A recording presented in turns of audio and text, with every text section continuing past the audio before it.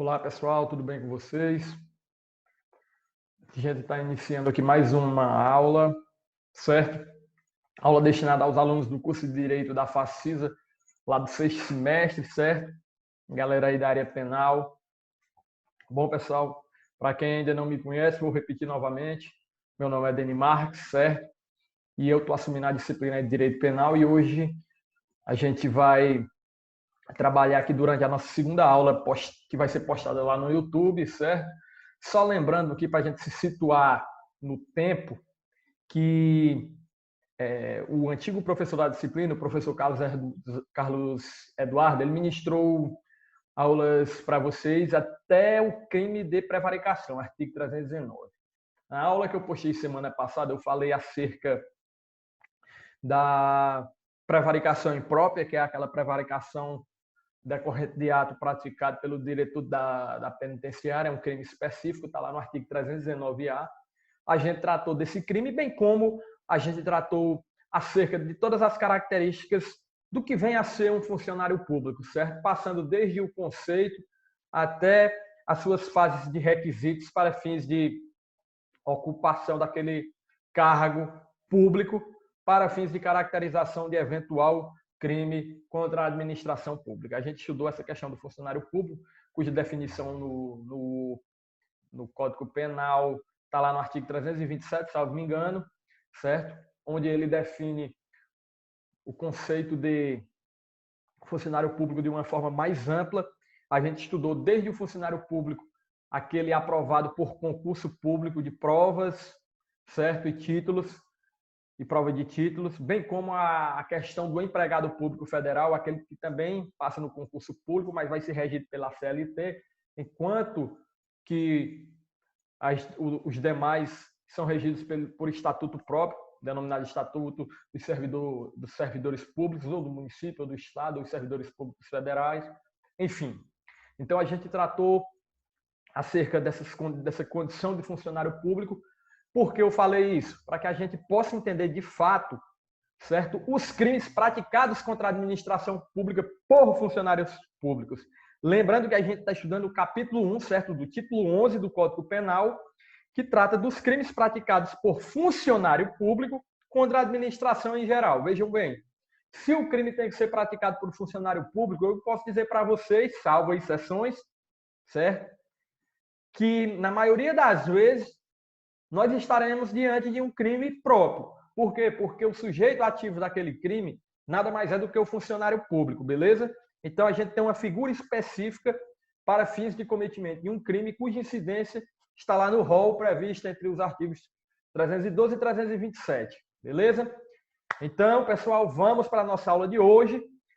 Só para adiantar alguma coisa, hoje a gente vai estudar 4 crimes em espécie, beleza? A gente vai estudar o crime de condescendência criminosa, certo? A gente vai estudar o crime de violência arbitrária, que é um pouco questionável dentro da doutrina e da jurisprudência, se esse crime foi revogado ou não. A gente também vai estudar, deixa-me ver, a gente ainda vai estudar o crime de abandono de função de cargo, certo? E também a gente vai estudar o crime... Deixa eu só pôr aqui nos slides. Tem outro crime que a gente vai estudar, não necessariamente nessa ordem, certo? Mas a gente vai estudar 4 crimes em espécie. Analisar toda a classificação doutrinária, bem como os possíveis entendimentos jurisprudenciais acerca do tema. E a gente possa compreender. Só pôr o slide aqui na tela para a gente começar a nossa aula.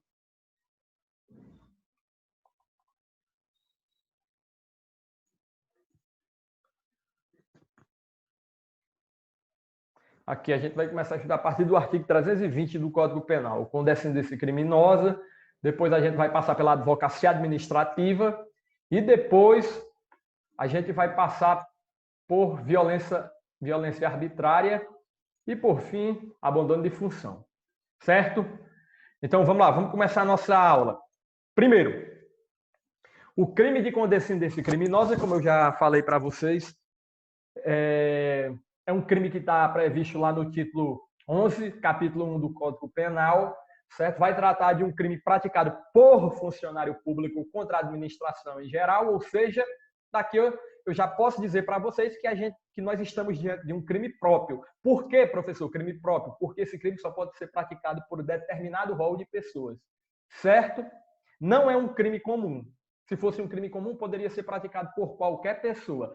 E eu já quero adiantar para vocês, isso eu falei na aula passada, mas vou retornar novamente. Aprendam isso, pelo amor de Deus, e não se esqueçam. Em regra, certo? Em regra, o bem jurídico tutelado pelo crime é aquele previsto no seu título ou capítulo, certo? Geralmente, o que está no título, lá previsto no Código Penal. Exemplo, quando a gente trata dos crimes contra a administração pública, o bem juridicamente protegido será a administração pública. Quando a gente trata dos crimes dolosos contra a vida, por exemplo, o bem juridicamente protegido é a vida. Quando a gente trata dos crimes contra a honra, o bem juridicamente protegido é a honra. Quando a gente trata dos crimes contra o patrimônio, o bem juridicamente protegido é o patrimônio, certo? Temos algumas exceções, exemplo do que ocorre com os crimes de violência sexual. Nem sempre, pessoal, nem sempre o bem juridicamente protegido vai ser aquilo que consta no título ou capítulo, certo? Mas isso vocês já estudaram, acredito que está todo mundo fera no assunto, certo? Então, pessoal, lembrem-se disso. Em regra, na maioria das vezes, o bem juridicamente protegido do crime é o que se encontra no seu título ou capítulo. Em regra, no título. Beleza?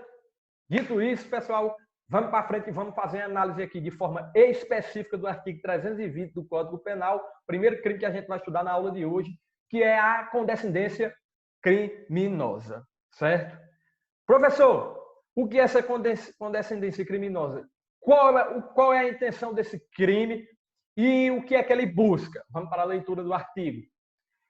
Deixar o funcionário público, certo? Deixar o funcionário público por indulgência de responsabilizar subordinado que cometeu infração no exercício de cargo ou, quando lhe faltar competência, não levar o fato a conhecimento da autoridade competente. Então, veja bem, quando a gente analisa o verbo específico desse crime do artigo 320, nós temos logo de início deixar o funcionário público.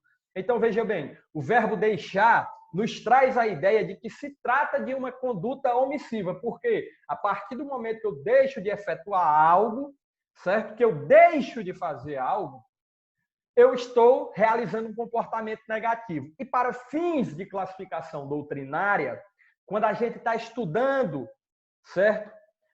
O modo de execução do crime, como é que vai se dar a ação resultante para que ocorra aquele crime, nós temos os crimes omissivos. E o que seria o crime omissivo, professor? É quando ele resulta de um comportamento negativo, ou seja, de um não fazer, certo?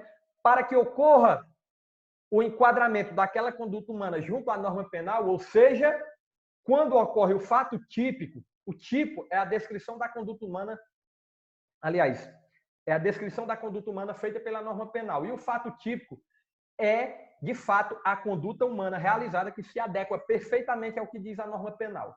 Então, para que ocorra o cometimento desse tipo de crime, o crime omissivo, o agente tem que realizar um comportamento negativo, ou seja, um comportamento de não fazer. Então, a partir do momento que ele deixa de fazer algo, certo? E se enquadra perfeitamente no que diz aquela norma penal, ele está cometendo o crime, e nós estamos diante de um crime omissivo, certo? Lembrando que os crimes eles podem ser omissivo próprio ou omissivo impróprio. Lembrando que o crime omissivo impróprio também é caracterizado como crime comissivo por omissão, certo? Professor, me explica aí qual é a diferença entre crime omissivo próprio e crime omissivo impróprio ou comissivo por omissão. Vamos lá. É o seguinte, o crime omissivo próprio, certo? É aquele que, de fato, requer um comportamento negativo no sentido de deixar de fazer algo.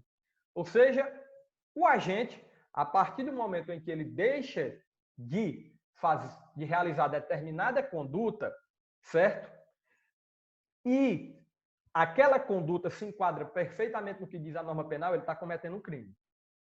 deixar o funcionário público por indulgência de responsabilizar subordinado. A partir do momento em que algum funcionário público, certo, hierarquicamente superior a outro, por clemência ou perdão, deixa de responsabilizar determinado subordinado seu que cometeu alguma infração no exercício do seu cargo, aquele funcionário público que deixar de responsabilizar esse subordinado vai estar cometendo o crime do artigo 320 da condescendência criminosa. Ou seja, o seu comportamento negativo, no caso, deixar de responsabilizar aquele subordinado, se enquadra perfeitamente no que diz a norma penal e sua conduta omissiva está caracterizada como crime previsto no artigo 320 do Código Penal. Então, o crime omissivo, de fato, nada mais é do que o comportamento negativo do agente no sentido de deixar de fazer algo, de não fazer. E, certo, esse comportamento negativo vai estar descrito pela norma penal. Isso é o omissivo próprio. Sempre teremos o crime e o crime vai dizer uma conduta no sentido de não fazer algo, um comportamento negativo do agente. Esse é o crime omissivo próprio. Exemplo, omissão de socorro. O crime de omissão de socorro é um crime omissivo próprio. Beleza? Professor, e o omissivo impróprio? Como é que se dá a questão do omissivo impróprio? Para quem não sabe, pessoal, só lembrando que isso aqui vocês estudaram lá no Direito Penal 1, certo? Toda a classificação do crime.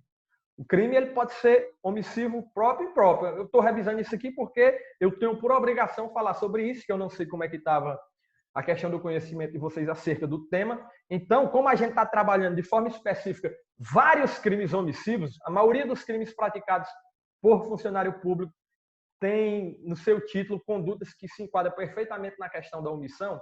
Então, eu tenho que explicar isso para vocês. Dito isso, a gente já aprendeu o que é o omissivo próprio.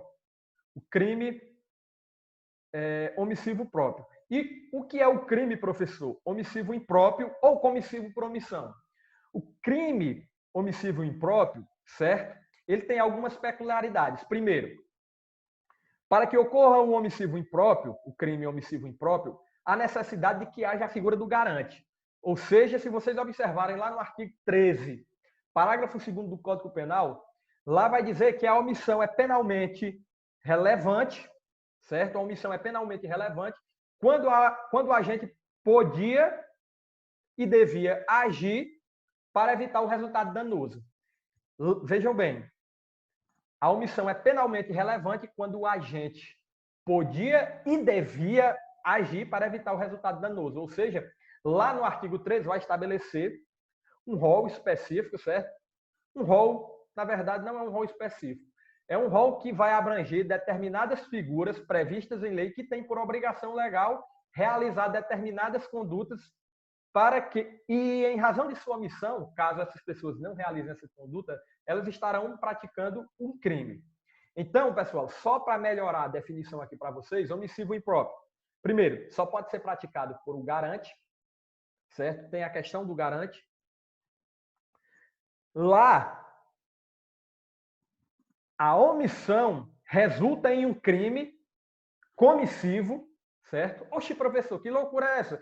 Como é que o crime é praticado por um omissivo, de forma omissiva impróprio, mas o crime é comissivo por omissão? É justamente por isso. Porque é impossível, por exemplo, um crime omissivo ser realizado de forma comissiva. O omissivo próprio ser realizado de forma comissiva, através de uma ação. Porém, o crime comissivo ele pode ser realizado de forma omissiva, através da figura do garante. Exemplo, o salva-vida, que tem o dever legal de salvar, por exemplo, a pessoa que está se afogando.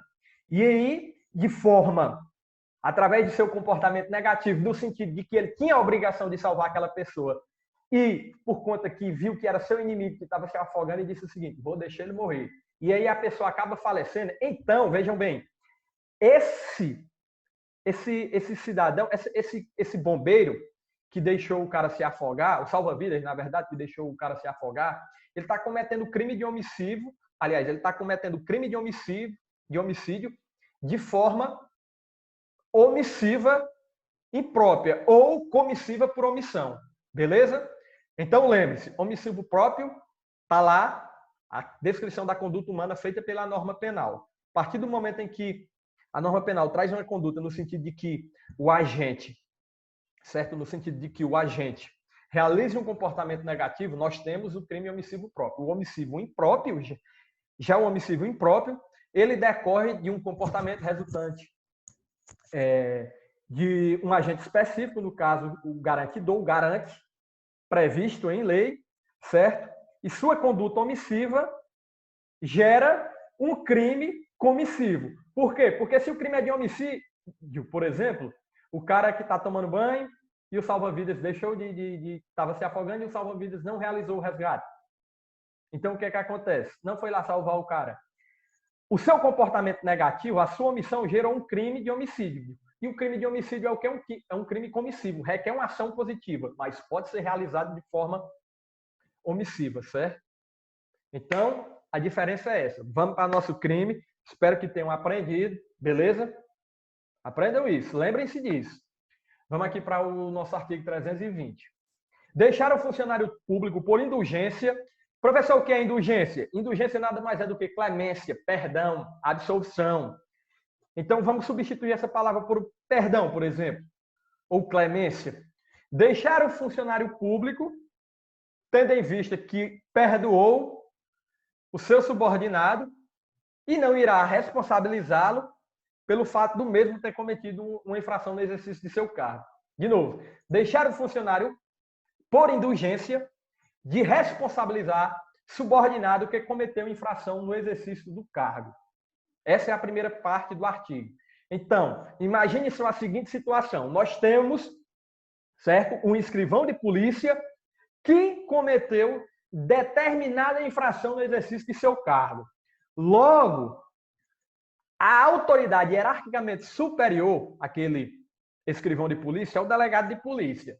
Imaginamos a seguinte situação. O delegado de polícia tomou conhecimento dessa infração cometida no exercício do cargo do escrivão de polícia, porém, por clemência, deixou de responsabilizá-lo.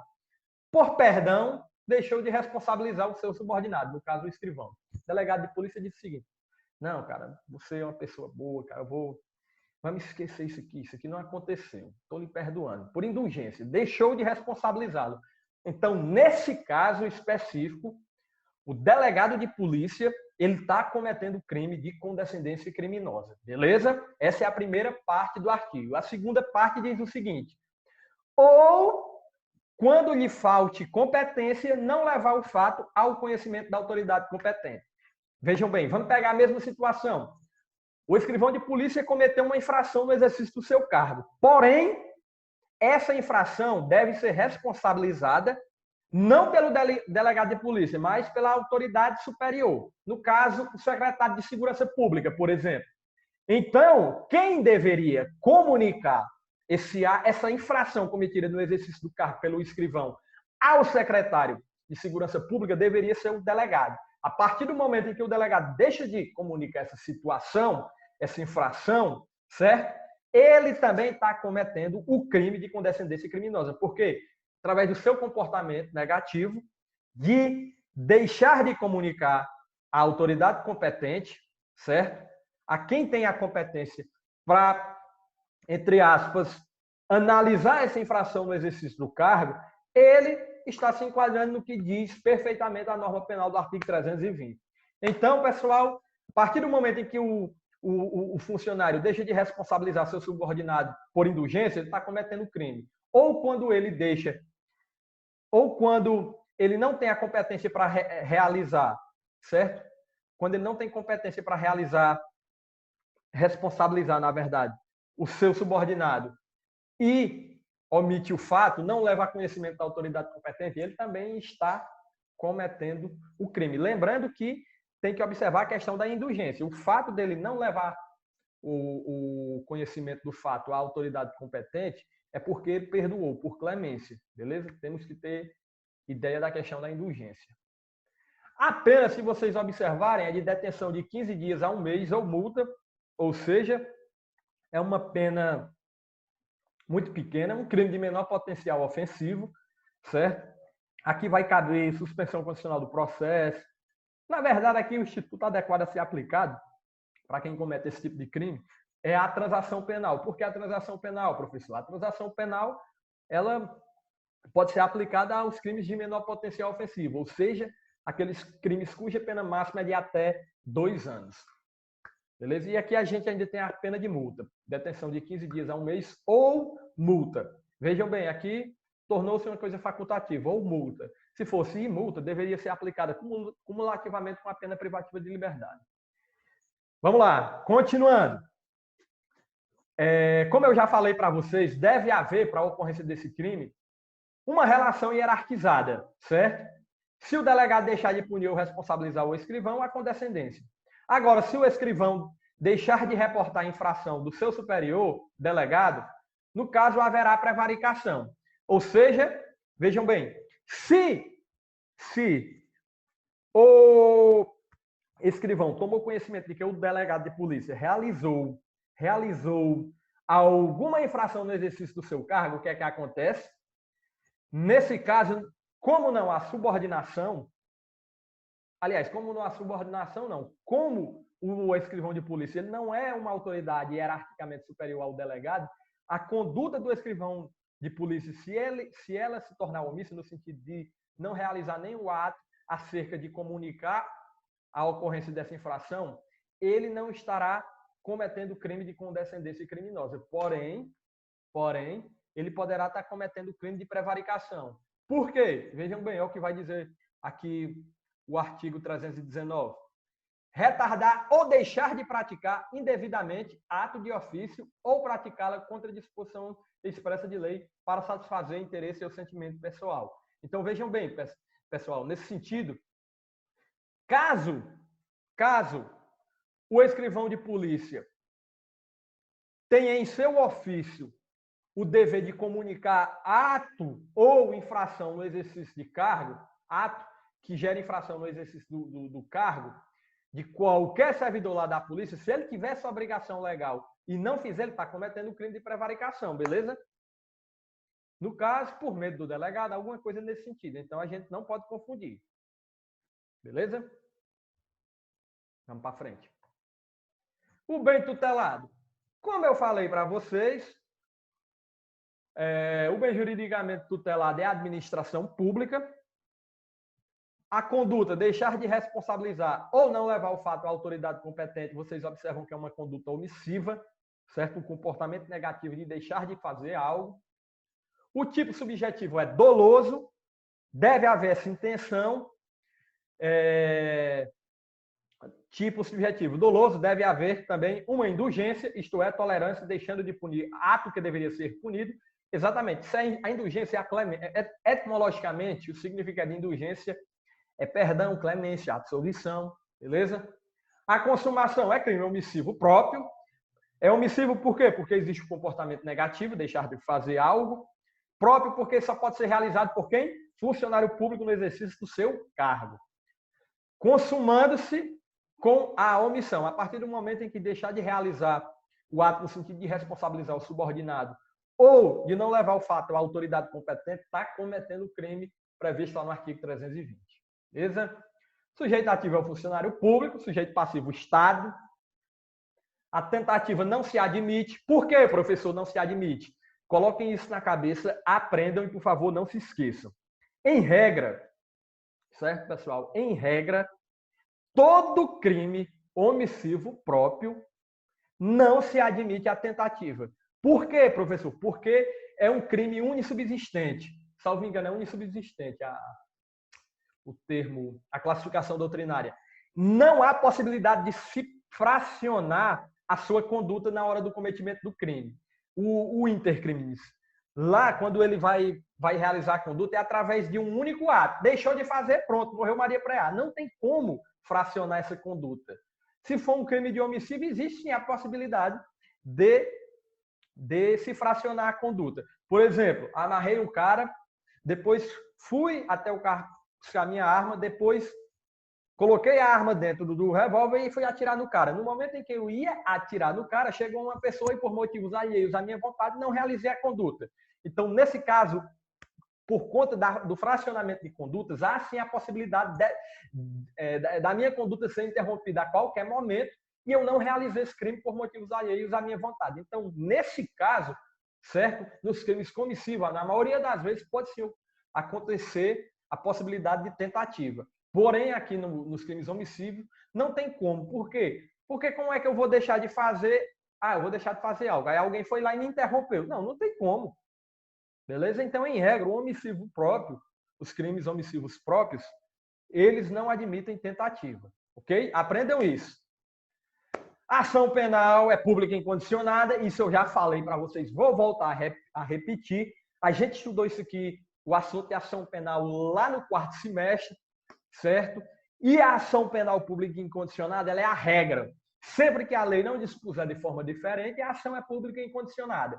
Agora, se ela dispuser de forma diferente, deve-se obedecer o que a lei diz. Exemplo, artigo 147, lá no parágrafo único, vai dizer que só se procede mediante representação. Lá nos crimes contra a honra, vai dizer que só se procede mediante queixa, ou seja, a ação é privada. Lá no 147, que é no crime de ameaça, só se procede mediante representação, ou seja, a ação é pública e condicionada à representação. Agora, se vocês observarem o crime de furto, de homicídio, em momento algum a lei vai dispor de forma diferente, no sentido de que aquele crime vai se proceder mediante representação, requisição do ministro da Justiça ou queixa. No silêncio da lei, entendam, no silêncio da lei, a ação é pública e incondicionada. Beleza? Tranquilo? Bola para frente. Vamos tratar agora acerca do nosso segundo crime na aula de hoje. Advocacia administrativa. Patrocinar, direto ou indiretamente, interesse privado perante a administração pública, valendo-se da qualidade de funcionário. Vejam bem, vamos ler de novo. Patrocinar, direta ou indiretamente, interesse privado perante a administração pública, valendo-se da qualidade de funcionário público. Primeiro, quando a gente observa o verbo patrocinar, nós já temos ideia que não se trata de um crime omissivo, certo? Por quê? Porque a partir do momento que eu patrocinar algo, meu comportamento é positivo. Então, eu estou realizando uma ação de fazer, certo? Então, para fins de classificação doutrinária, já sabemos que o crime é o quê? Comissivo. Beleza? Patrocinar direto ou indiretamente, interesse privado perante a administração pública, valendo-se da qualidade de funcionário. Ora, se para eu praticar esse crime, eu tenho que patrocinar direto ou indiretamente o interesse de alguém, de algum particular, perante a administração pública, e valendo-se da qualidade de funcionário, observa-se que o agente em si tem que ser o quê? Funcionário público. Então, o agente, para que possa cometer esse tipo de crime, ele tem que ser funcionário público. Logo, se há uma característica específica acerca do agente para fins de cometimento do crime, nós estamos diante de um crime próprio. Então, é um crime omissivo, próprio, é também um crime próprio, porque só quem pode realizar é o funcionário público. E se vocês observarem, aqui nesse crime do artigo 321, de um lado, a gente vai ter o funcionário público e do outro, o particular. Beleza?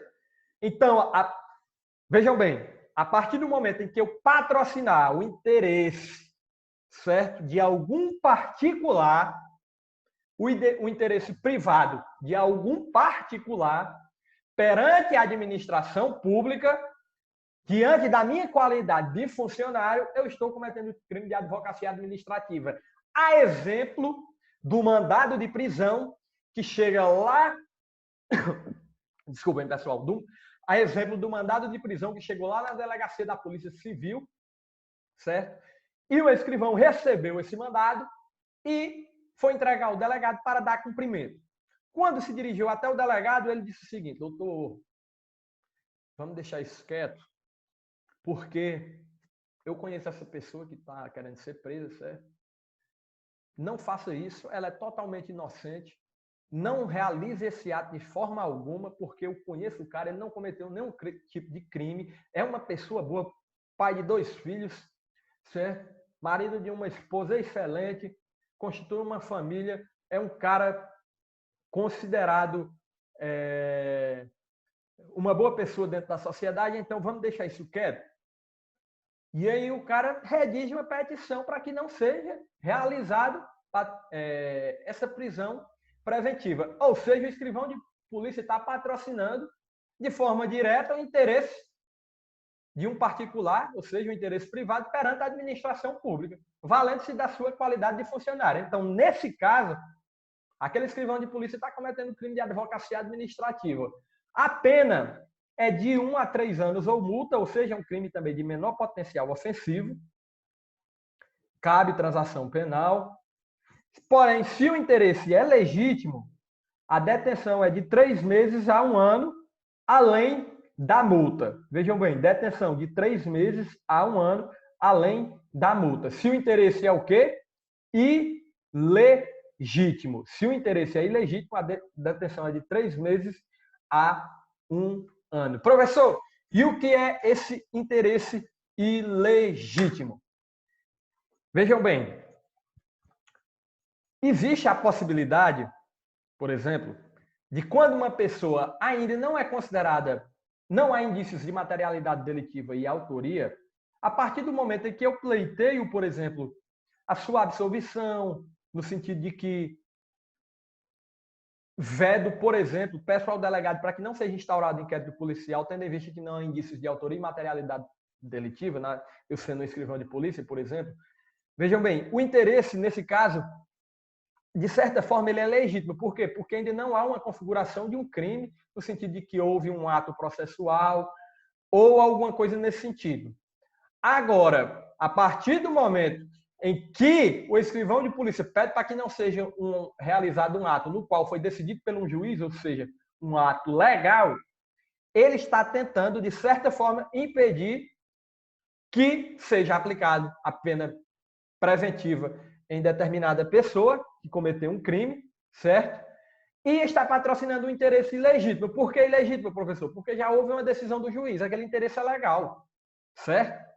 A partir do momento em que eu pleiteio que não aconteça, por exemplo, a aplicação dessa prisão preventiva, meu interesse é ilegítimo, porque já existe uma decisão legal naquele sentido. Então, é mais ou menos assim que se procede essa situação. Então, aumenta-se de 3 meses a 1 ano.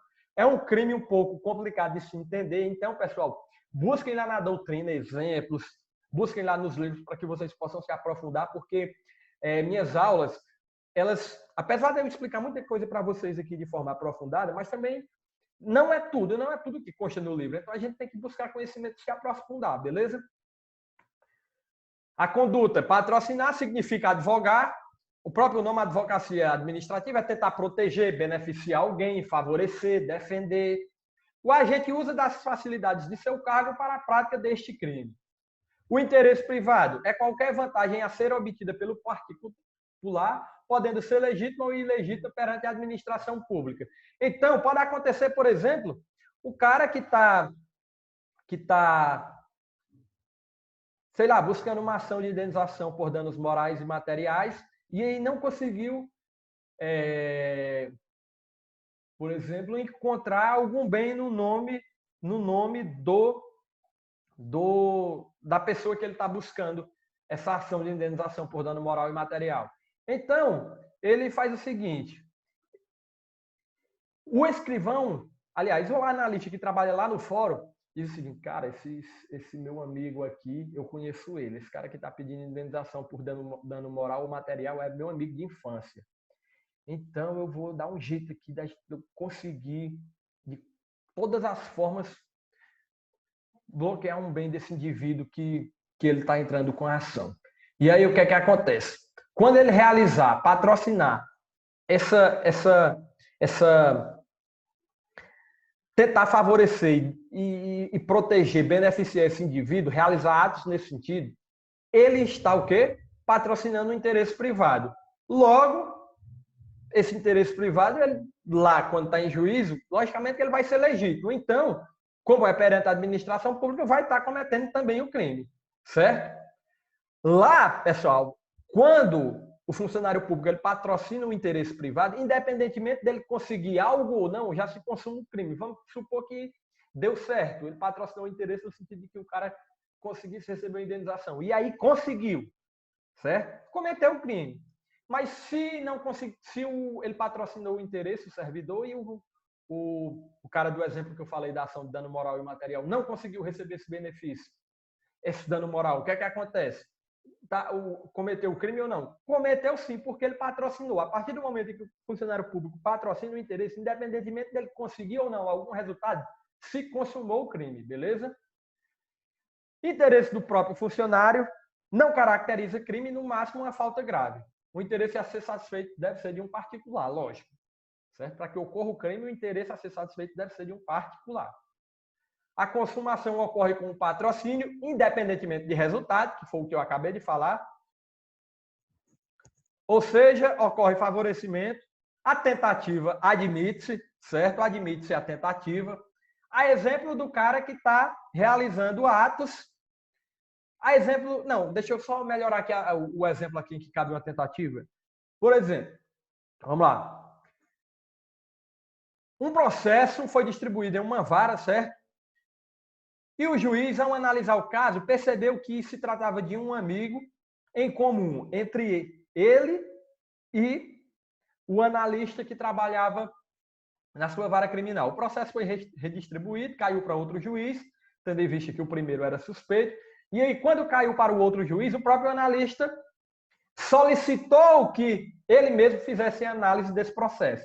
Ou seja, ele ainda não patrocinou a defesa, mas provavelmente ele está tentando patrocinar.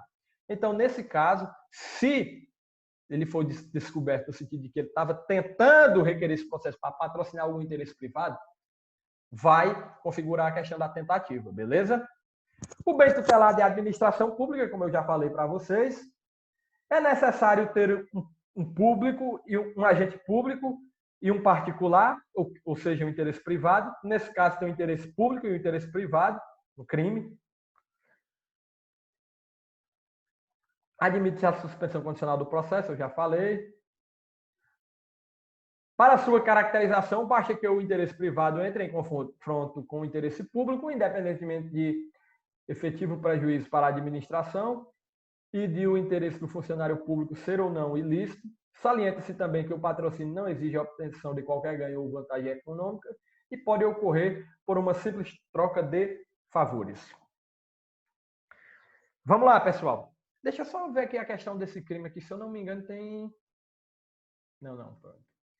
Vamos falar um pouco agora sobre a violência arbitrária. O que é que acontece? Antes da gente iniciar nesse tipo de crime, eu quero dizer para vocês que há uma divergência doutrinária e jurisprudencial muito grande. Primeiro, os tribunais de justiça entendem que esse crime de violência arbitrária foi revogado pela lei do abuso de autoridade, certo? Porém, já vou adiantar, STF e STJ entendem que não houve revogação, beleza? Vamos lá, praticar violência no exercício de função ou a pretexto de exercê-la. Policial militar que durante uma abordagem usa da violência sem nenhum tipo de necessidade. Praticou a violência no exercício de sua função. Está cometendo o quê?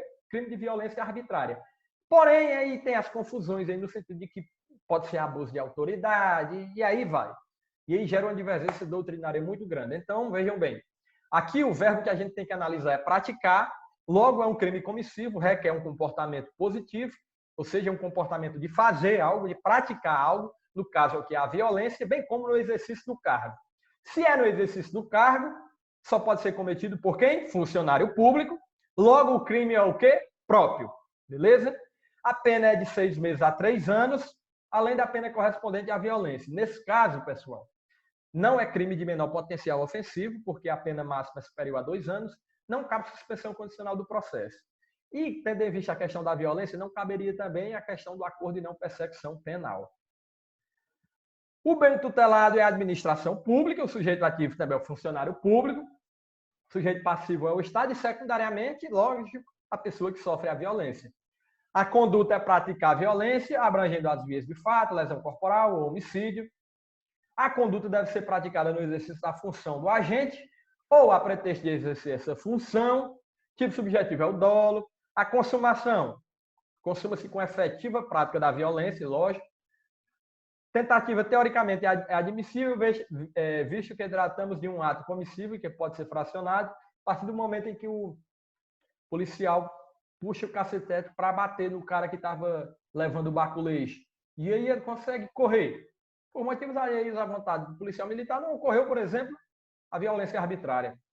A ação penal é pública e incondicionada. Aqui eu também já falei disso para vocês, acerca da ação pública e incondicionada.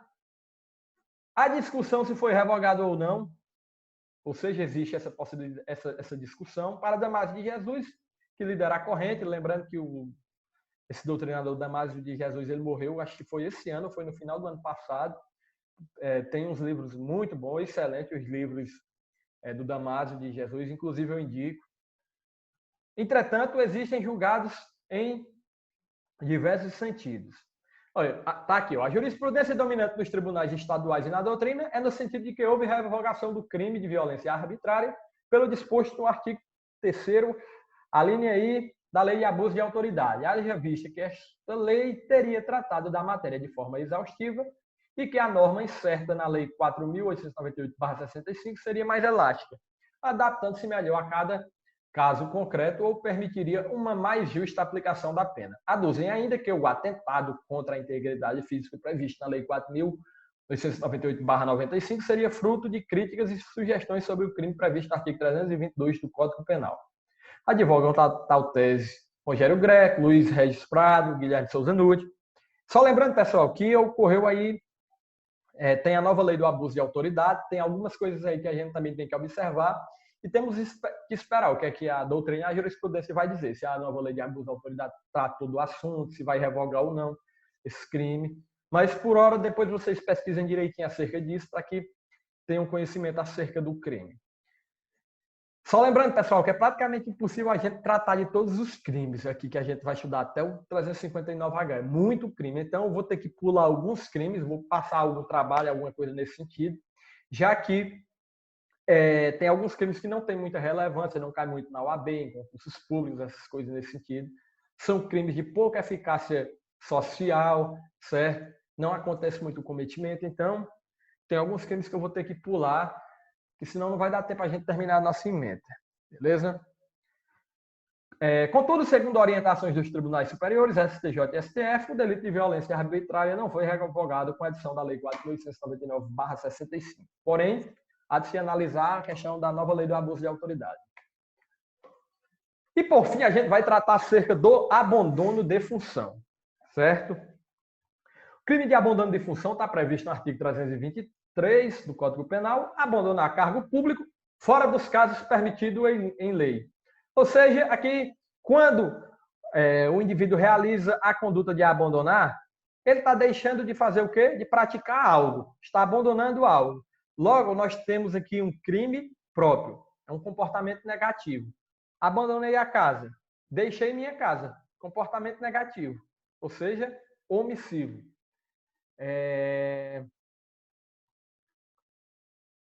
Deixa eu só colocar aqui.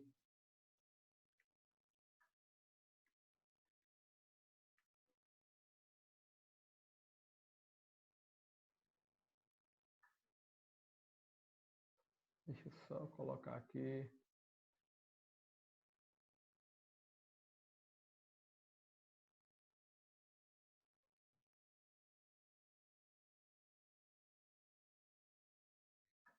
Cadê? Pronto, vamos lá, voltando. Abandono de função. Abandonar cargo público, fora dos casos permitidos em lei. Então, pessoal, de início nós temos que analisar o verbo abandonar. Ou seja, a partir do momento em que eu deixo o meu cargo público de lado, eu estou realizando um comportamento negativo.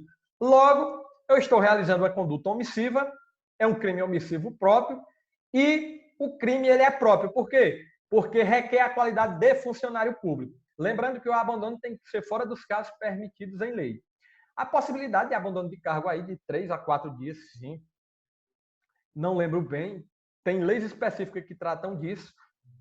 Desde que, se for justificável, o cara não vai perder o cargo, não sofrerá nenhum tipo de sanção criminal, mas há necessidade de se observar o que diz a legislação específica, que trata acerca do abandono do cargo.